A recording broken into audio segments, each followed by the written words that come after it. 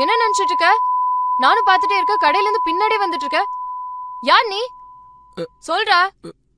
இனிமேல் இந்த மாதிரி பின்னாடி வர வேலை வச்சுக்கிட்ட. நீங்க தான் இந்தியனா? இது உங்க வீடு தானே? லொகேஷன் கூட ஒழுங்கா போட மாட்டீங்களா?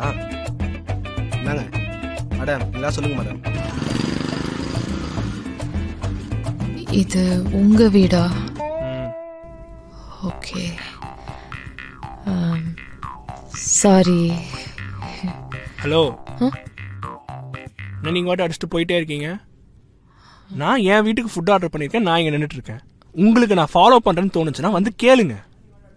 போல்டாக இருக்கீங்கன்னா கை நீட்டிடுவீங்களா? இல்லைங்க. இதே நான் பண்ணியிருந்தா என்ன பண்ணியிருப்பீங்க?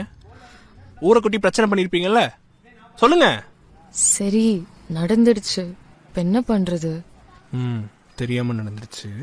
ஆமாண்ணீங்கன்னா உங்களுக்கு அவ்வளோ இலக்காரம். ஒரு 200 ரூபா கொடுங்க. என்ன, நாங்களாம் வண்டி இடிச்சாலே காசு வாங்க விட மாட்டோம், என்னையே அடிச்சிட்டீங்க. கொடுங்க, 300 ரூபாயா கொடுங்க. சேஞ்ச் இல்லையா? தெரியும், ஜிபே பண்ணுங்க. பண்ணுங்க. திட்டாம பண்ணுமா? உங்க பேர் ஆரியாவா? ஏதோ நான்றதுனால சும்மா ஒரு